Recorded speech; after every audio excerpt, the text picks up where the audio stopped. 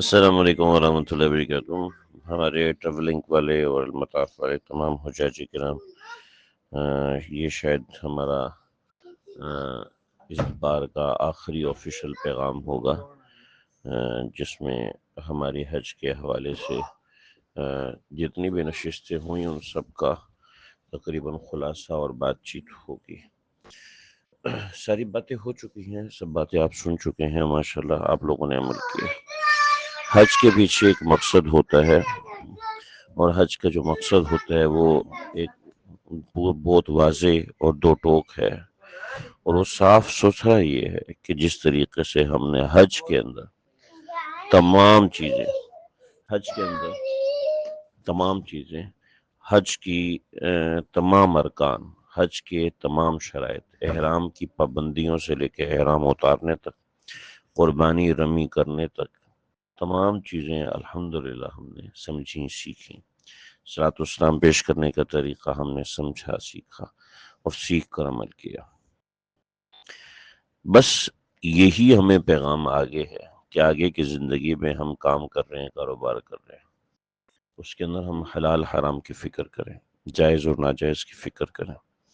رمی کرنے کی کوئی تک نہیں ہے کہ ہم اس وجہ سے رمی کر رہے ہیں، احرام پہننے کی کوئی تک نہیں ہے کہ ہم اس وجہ سے بدن ننگا کر رہے ہیں، اپنے اچھے بھلے بہترین کپڑے سوٹڈ بوٹڈ اتار کے ہم وہاں پہ جا رہے ہیں۔ مینا کے خیمے میں گرمی ہے، عرفات کے خیمے میں گرمی ہے، وہاں عام کپڑوں میں چلے جائیں بڑی بات ہے، لیکن یہ جناب عام کپڑے اتار کے، عام جوتا اتار کے اتنا چلنا ہے تو آدمی کمفرٹیبل چپل سے چلتا، لیکن آپ نے وہی ایک ننگے پاؤں والی چپل پہننی ہے، اور وہ ننگے پاؤں والی چپل پہنا نہیں ہے۔ سر آپ ڈھک نہیں سکتے ہیں، جہاں کہیں سر ٹھنڈا ہو رہا ہے یا گرم ہو رہا ہے اس کو آپ سر کو بچا نہیں سکتے ہیں، سوائے اس کی کہ آپ چھتری استعمال کریں، ہاتھ کو کوپائڈ کریں۔ اس ساری پابندیوں کے پیچھے کوئی تک نہیں ہے سوائے اس تک کے کہ ہم نے اللہ کی مرضی اور اللہ کی منشا کو ہم نے سمجھنا ہے، اس کے مطابق چلنا ہے۔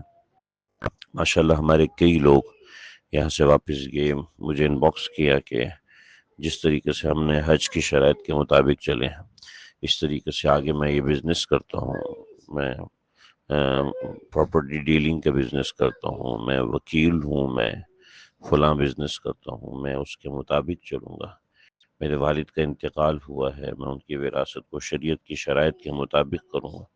حج ہمیں یہی سکھاتا ہے کہ ہم آگے کی زندگی کو ہم اس طرح گزاریں گے جس طرح ہم نے حج کی زندگی گزاری ہے، اس کے اندر تمام شرعی شرائط، تمام شرعی احکامات کا لحاظ رکھتے ہوئے چلنا ہے۔ لائف بہت سیدھی سی ہے، یہ کوئی ایسی ویسی نہیں ہے۔ اللہ تعالی ہم سے بہت پیار کرتے ہیں۔ ایک بزرگ پہ بھی مدینہ شریف میں ملاقات ہوئی، شیخ عبداللہ برنی محدث ہیں یہاں پر بہت بڑے، تو وہ کہیں سے میری کوئی بات چیت ان کے پاس گئی تھی، ملاقات کے لیے تشریف لائے مسجد نبوی میں، گیٹ نمبر 25 کے سامنے بیٹھ کے مجھ سے فرمایا کہ وہ جو فرما رہے تھے میں اس کا ترجمہ آپ کو بتاتا ہوں۔ کہنے لگے کہ ایک درویش کہنے لگے کہ بھائیو یہ بتاؤ کہ اللہ تعالیٰ یہی والے آخرت میں ہوں گے نا جو دنیا میں ہے؟ تو کہنے کا کیا مطلب؟ کہ بھئی میں پوچھ رہا ہوں جو اللہ دنیا میں ہے وہی اللہ آخرت میں مرنے کے بعد ہوگا نا، ایسا تو نہیں ہے نا کہ اللہ تبدیل ہو جائے گا؟ میں کہا نہیں، اللہ تو وہی ہوں گے جو دنیا میں ہیں، اور آخرت میں بھی وہی اللہ ہے۔ جب اللہ وہی ہیں تو پھر بڑے مزے ہیں بھئی، اللہ نے دنیا میں اتنا کرم کیا، آخرت میں کتنا کرم کرے گا؟ تو اللہ نے ہم پہ کرم کیا، ہمیں حج کروایا، تو انشاءاللہ وہاں پر بھی اللہ بہت بڑا کرم فرمائیں گے، انشاءاللہ خیر فرمائیں گے۔ بس ہم یہاں پر اللہ کی منشا سمجھیں، ہم اللہ کی مرضی سمجھیں، جیسے ہم نے حج میں سمجھی۔ ہم نے اپنی عقل کو وہاں پہ زحمت نہیں دی۔ جیسے ہمارے حاجی صاحب ایک دفعہ راستے میں شدید بیمار ہو گئے، تو ان کی وائف کہنے لگی بھئی میں بھی ان کے ساتھ رک جاؤں، تو گروپ میں بھی میسیج آیا تھا۔ میں نے ان سے کہا بھی آپ نہیں رک سکتی ہیں، آپ کو تو جانا پڑے گا، ان کا عذر ہے یہ رک سکتے ہیں۔ اب بیوی تو ہمیشہ شوہر کے ساتھ ہے، لیکن جا رہی ہیں اندھیرے کے اندر رمی کر کے آ رہی ہیں بیچاری۔ تو یہ ہے، اور ماشاءاللہ اس کے بعد کئی خواتین نے مجھے بتایا الحمدللہ ہم لوگوں نے برقع پہن لیا، میں نے فیس کور کرنا شروع کر دیا، بال کور کرنا شروع کر دیے، اس کے اوپر استقامت رکھوں گی۔ ایک خاتون بیوٹی پارلر چلاتی ہیں، ان کا پیغام ہے میں بیوٹی پارلر کو شریعت اعتبار سے کس طریقے سے کروں، ان کا طریقہ کار سمجھایا کہ اس طریقے سے بیوٹی پارلر آپ اپنا جم ہے اس طریقے سے آپ اس کو شریعت اعتبار سے معاملہ کر سکتی ہیں۔ مشکل ہوگی آپ کو کیونکہ آپ ایک ٹرینڈ کے مطابق چل رہی ہیں، اس کے جب مخالف جائیں گی تو مسائل تو آئیں گے۔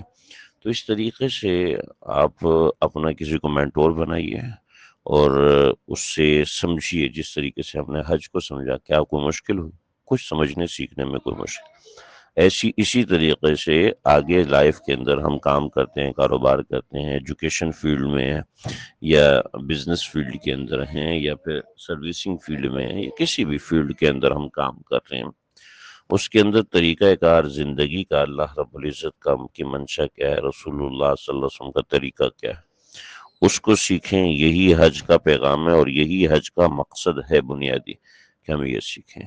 بقیہ حاجی جب حج سے واپس آتا ہے تو 40 دن تک اس کی دعا قبول ہوتی رہتی ہے۔ حضرت شیخ الحدیث مولانا زکریا صاحب نے یہ لکھا ہے، اور وہ دعائے مغفرت ہے۔ جب وہ کسی کے لیے دعائے مغفرت کرتا ہے اللہ اس کو قبول فرماتے ہیں۔ یہاں سے جا کے ایسا نہ ہو کہ ہم نمازوں سے غافل ہو جائیں، تلاوت سے غافل ہو جائیں، مسجد سے غافل ہو جائیں۔ یہاں اپنی اس غفلتوں کو دور رکھنے کی کوشش کریں۔ اس سفر کے بعد، ٹریولنگ کے بعد انسان کے ساتھ اس نوعیت کے مسائل ہوتے ہیں، تو یہ معاملات ہیں۔ انشاءاللہ اللہ تعالیٰ مدد فرمائیں گے۔ اللہ میرے آپ کے ہم سب کے حج کو قبول فرمائے، مساعی کو قبول فرمائے، اور یہ جو کوششیں کی ہیں اس کے پیچھے اہم چیز ہے، اس کو سمجھیں۔ السلام علیکم ورحمۃ اللہ وبرکاتہ۔